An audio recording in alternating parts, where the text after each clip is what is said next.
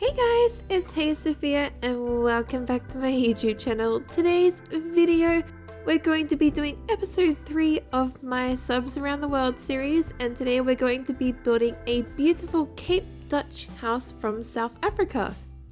So Cape Dutch houses, the traditional kind of style that I'm building today, are really kind of tall, they're airy on the inside, there's lots of white features and a bow to the Dutch heritage that they have. So let's get started. So the first thing we're going to be doing for our Cape Dutch house is building the base. Now there are lots of different ways that you can do this. Today I'm going to be going for a U-shaped house, which it looks like a U, but there's T-shaped houses or I-shapes. You can look them up. There's lots of different ways you could do this.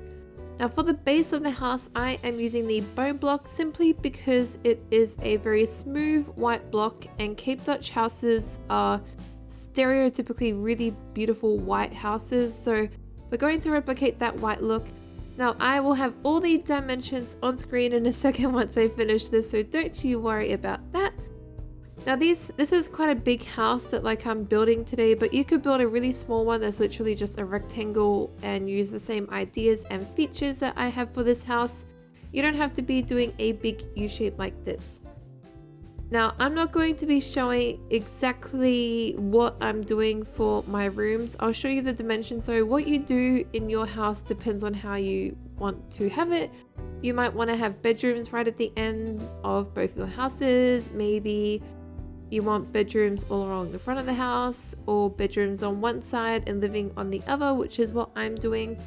So I'm going to show you in a second just all the dimensions and what I've done. But before that we do that, we're going to quickly line up our windows here.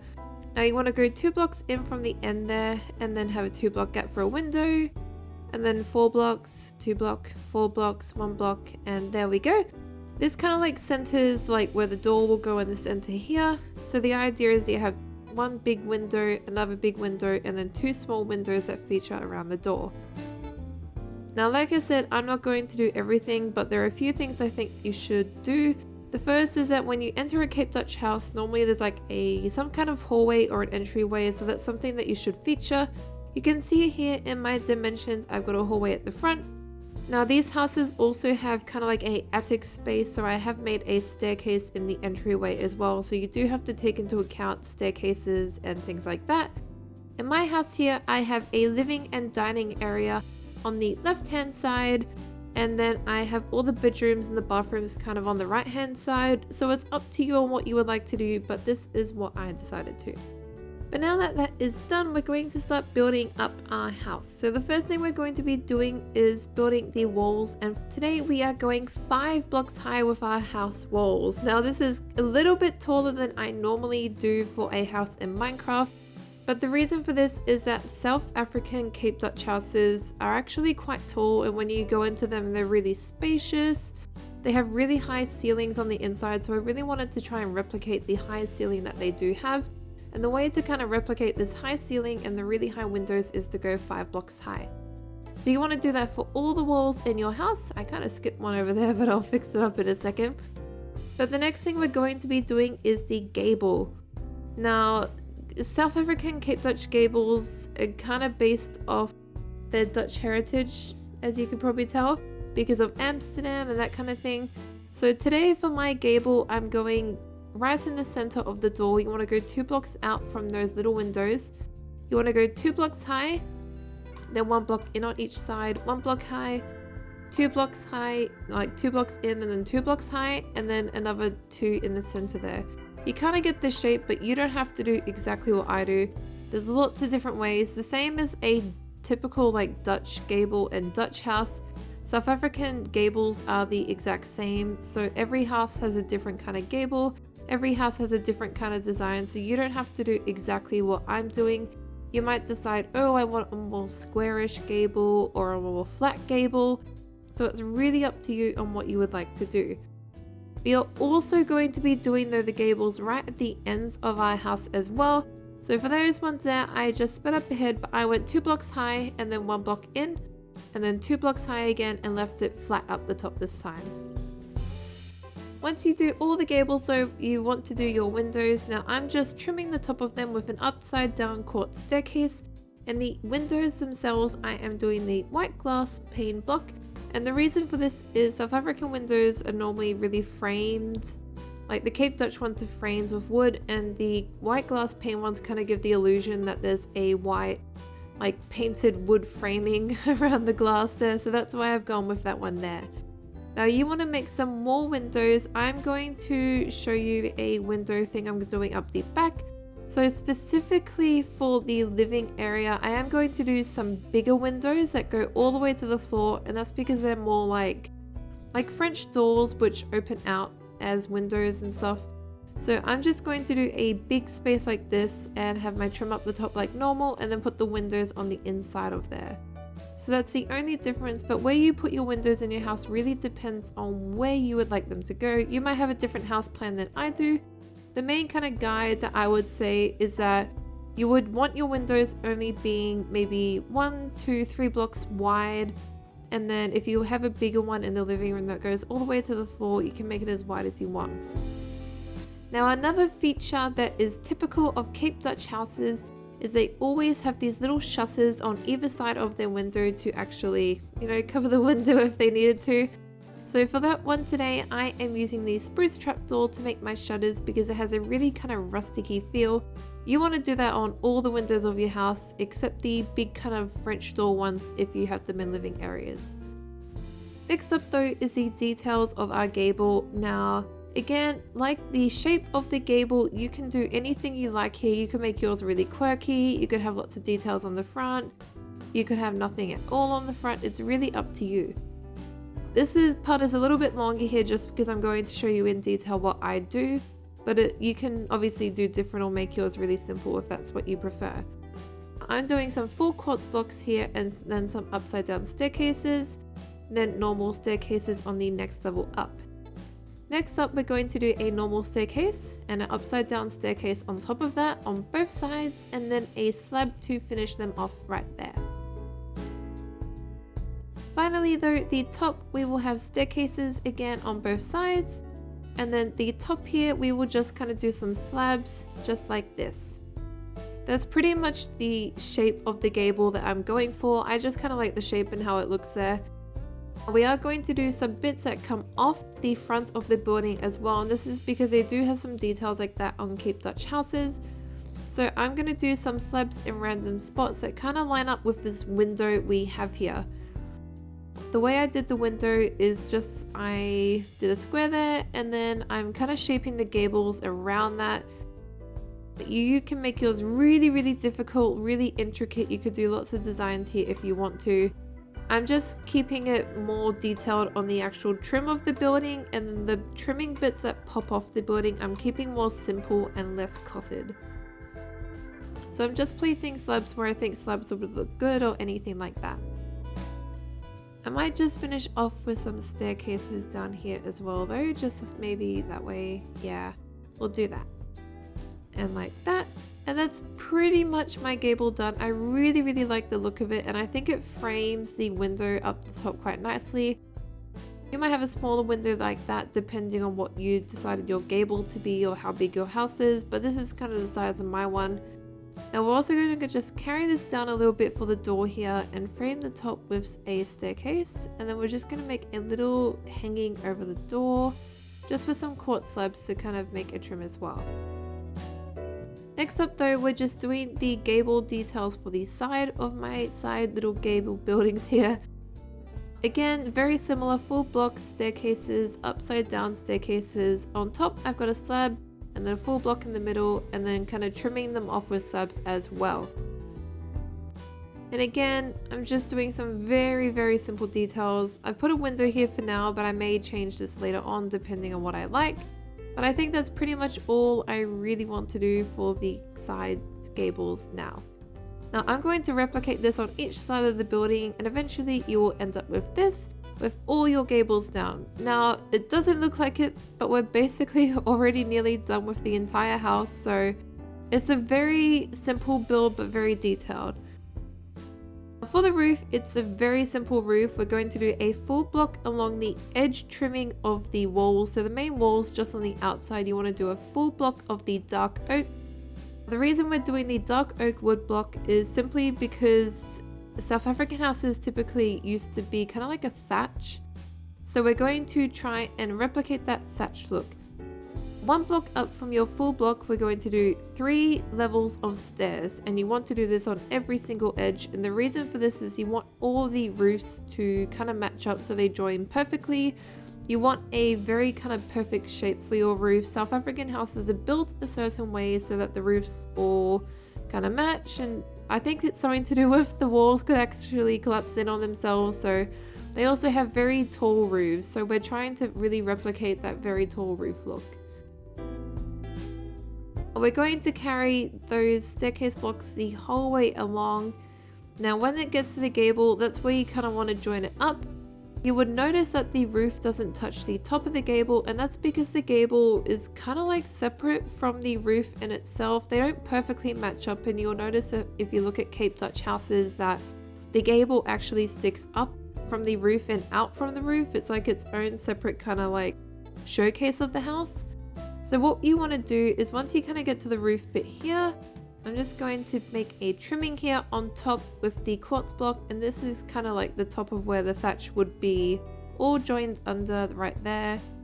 And then we're going to take it up here as well. So right over the top of this little window here, and that's where our roof ends. So you can see what I mean, how it doesn't really stick out too much from the gable because the gable is a big showcase. But you want to do your 3 blocks down of the little staircases there. Oh, not like that. There we go.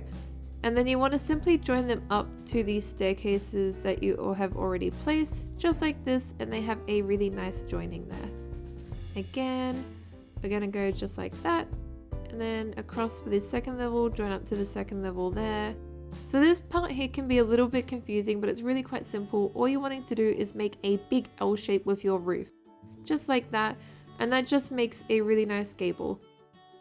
I have a little bit of a smaller roof than maybe what a typical Cape Dutch house might have. It might be a little bit bigger and roomier on the inside here, but it still has that same height and that same effect that a Cape Dutch house does have, and I didn't want to make my house giant, so it has the same attic space as well.